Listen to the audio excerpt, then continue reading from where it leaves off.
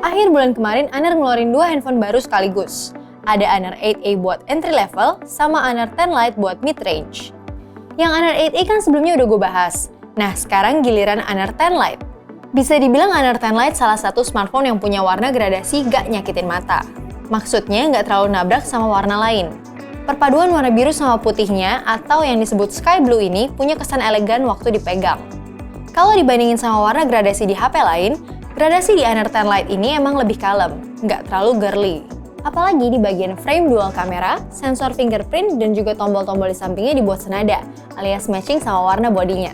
Walau masih pakai bahan polikarbonat, ada efek garis cahaya yang sebenarnya bisa ngilangin kesan polikarbonatnya. Kelihatan kayak kaca. Nggak ketinggalan, Honor juga ngasih free casing transparan biar nggak lecet atau kotor kena caplakan jari.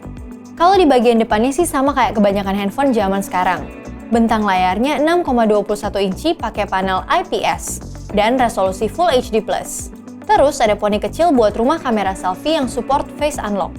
Bezel layarnya lumayan tipis, sukses ngedongkrak sisi estetikanya. Kualitas layarnya sih cakep, nggak ada keluhan.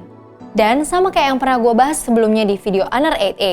Di seri Honor 10 Lite ini ada fitur eye care dengan sertifikasi TUV Rainland. Otomatis bikin mata nggak cepet capek, terutama waktu pakai handphonenya malam-malam. Buat kalian yang nggak bisa lepas dari LED notifikasi, di Honor 10 Lite ini agak unik dibanding handphone lain. Kalau biasanya ada di atas bersebelahan sama earpiece, nah di Honor 10 Lite ini posisinya ada di bawah deketan sama port jack audio, speaker sama port ngecharge yang masih pakai micro USB. Walaupun belum USB-C, baterai 3400 mAh Honor 10 Lite ini udah didukung fast charging yang dayanya lumayan, yaitu 10 watt.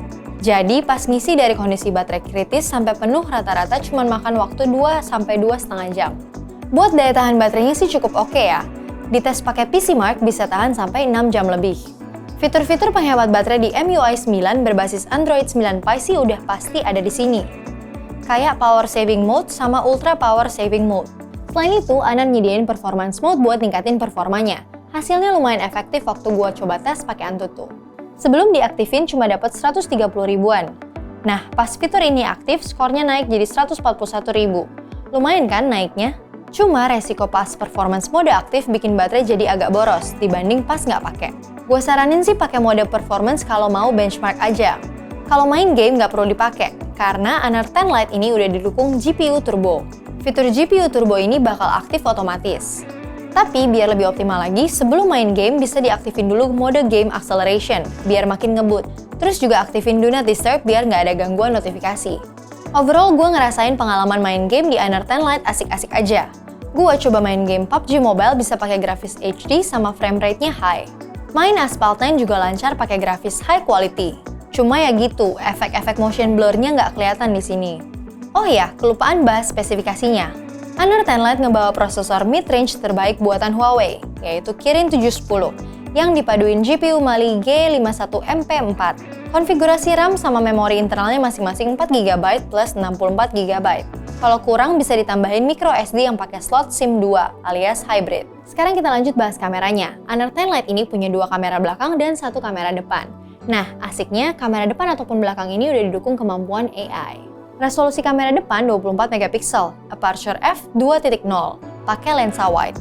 Selain AI, di kamera depan ada teknologi yang namanya 4-in-1 Light Fusion. Fungsinya buat optimalin cahaya pas selfie siang atau malam hari. Intinya sih bikin wajah kita selalu terang di berbagai kondisi. Mode di kamera depan ini sih standar ya. Ada portrait mode buat bikin efek bokeh, light studio, dan beauty ada 10 tingkatan. Terus kalau mau lucu-lucuan bisa langsung aktifin mode AR lensnya aja. Kalau kamera belakangnya resolusinya 13 megapiksel, aperture f1.8, plus kamera 2 megapiksel aperture 2.0 buat depth sensor. Mode-modenya lebih lengkap dibanding Honor 8A, termasuk ada mode light painting. Nggak ketinggalan, Honor juga nyediain night mode yang agak beda dari biasanya. Kenapa? Karena kita bisa ngatur shutter speed sampai 32 detik, sama ISO-nya sampai 1600. Padahal di mode Pro-nya cuma bisa ngatur shutter speed maksimal 8 detik aja. Perbedaan waktu motret low light pakai mode auto dan night mode emang lumayan terasa ya. Kalau pakai night mode jadi lebih tajam detailnya. Yang penting tangan kita stabil pas motret biar nggak blur. Kalau buat motret siang-siang, kita bisa dapat foto yang cakep dengan cukup gampang. Tapi gue lebih prefer nggak pakai AI, karena AI-nya bikin warna makin vivid. Dan di beberapa kondisi tertentu, reproduksi warnanya malah jadi kelihatan agak lebay.